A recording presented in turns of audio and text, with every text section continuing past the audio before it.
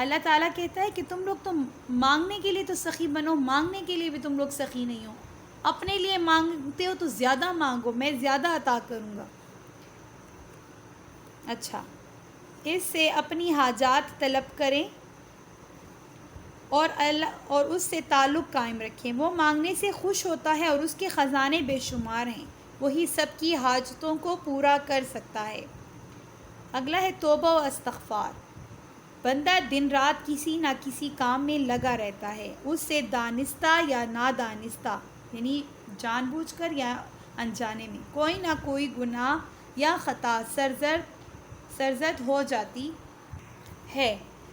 اس کی تلافی کی صورت یہ ہے کہ اس گناہ سے توبہ کی جائے اور اس پر مغفرت طلب کی جائے اور عزم کیا جائے کہ آئندہ کے لیے اس قسم کے گناہ کا اعادہ نہیں کیا جائے گا۔ اس صورت میں اللہ تعالیٰ سے گناہ کی معافی اور آئندہ نیک عمل کی توفیق کی دعا کی جاتی ہے۔ اللہ تعالیٰ بندے کی اس کیفیت سے بہت ہی خوش ہوتے ہیں۔ آپ صلی اللہ علیہ وآلہ وسلم نے اس کی یوں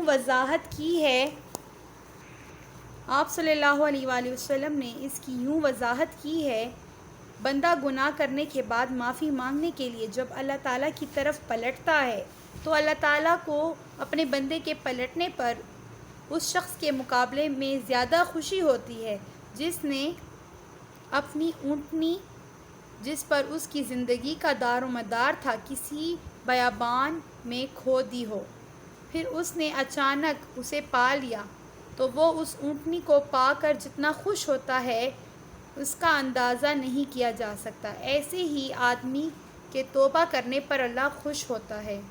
ماشاءاللہ۔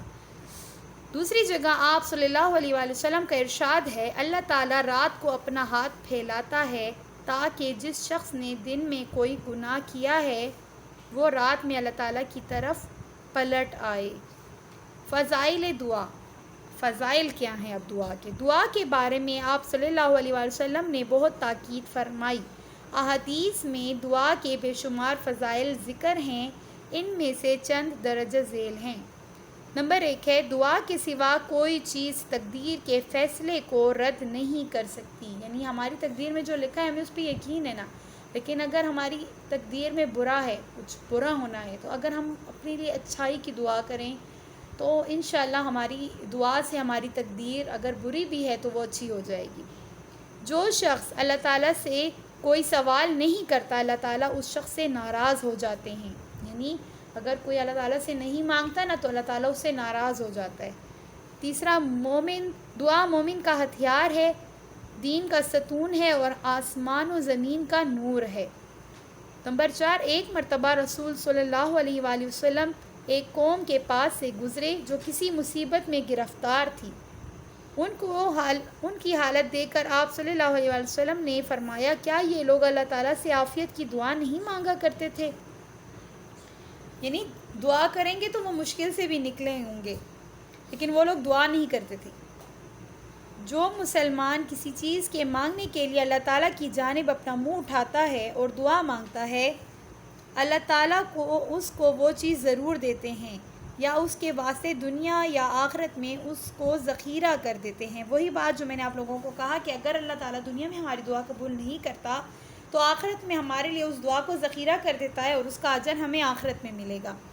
اللہ تعالیٰ کا وعدہ ہے کہ جو کوئی بندہ اس سے دعا مانگتا ہے وہ اسے ضرور قبول کرتا ہے، لیکن وہی کہ قبولیت کے طریقے میں نے جو آپ کو 3 طریقے بتائے تھے اس طریقے سے ہوں گے۔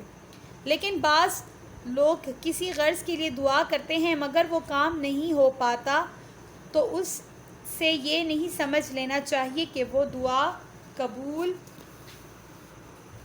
نہیں ہوئی۔ آپ صلی اللہ علیہ وآلہ وسلم کا ارشاد ہے کہ جب مسلمان دعا کرتا ہے بشرطیہ قطع رحمی یا کسی گناہ کی دعا نہ کرے تو اللہ تعالیٰ کے یہاں 3 چیزوں میں سے اس کی ایک چیز ضرور ملتی ہے، یا خود وہی چیز ملتی ہے جس کی دعا کی گئی، یا اس کے بدلے وہی بات جو میں نے آپ لوگوں کو اسٹارٹ میں بتائی ہے، یہ وہی بات ہے، بدلے میں کوئی بڑی مصیبت اس سے ہٹا دی جاتی ہے یا آخرت میں اسی قدر ثواب اس کے حصے میں لگا دیا جاتا ہے۔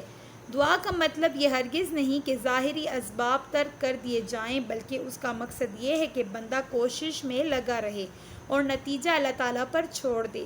ساتھ ہی ساتھ دعا بھی کیا کرے۔ اگر طالب علم ہو تو ابتدا سے لے کر امتحان تک مطالعہ میں لگا رہے، اس کے بعد اپنی کوششوں کو نتیجہ خیز اور مؤثر بنانے کی دعا کرے اور اللہ تعالیٰ پر اپنے توکل اور یقین کا اظہار کرے۔